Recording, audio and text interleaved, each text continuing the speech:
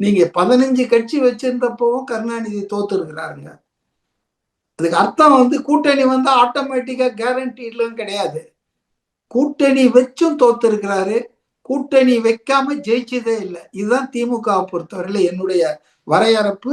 ஏன்னா இன்னைக்கு திமுக வந்து ஒரு பெரிய பெரும் மெஜாரிட்டி எல்லாம் ஜெயிக்கிறது இல்லை.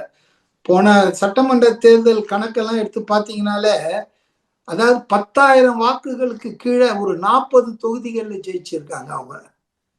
அதுல ஒரு 5,000 மாறிச்சுன்னா கரணம் தப்பினால் மரணம் தான். புரியுதுங்களா? அதனால வந்துங்க DMK is not in a comfortable position even in 2021. ஏன்னா ஈவன் ஏன் சொல்றேன்னா 10 வருஷம் அண்ணா திமுக ஆட்சி, ஆன்டி என்கம்பன்சி எவ்வளவு இருந்திருக்கணும். அதுவும் ஜெயலலிதா இல்ல, ஒரு பெரிய ஆளுமை. எடப்பாடி புதுசா வந்து அதுலயே 4 கோஷ்டியா அடிச்சுன்னு பிரிச்சுட்டு இருக்காங்க.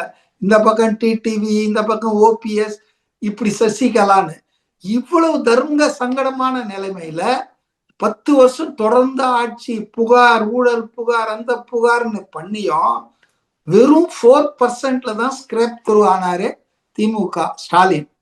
அதனால இந்த முறை வந்து நான் தான் சொல்றேன், ஆன்டி இன்கம்பன்சியே மிக அதிகமாக இருக்கிறது திமுகவுக்கு எதிராக.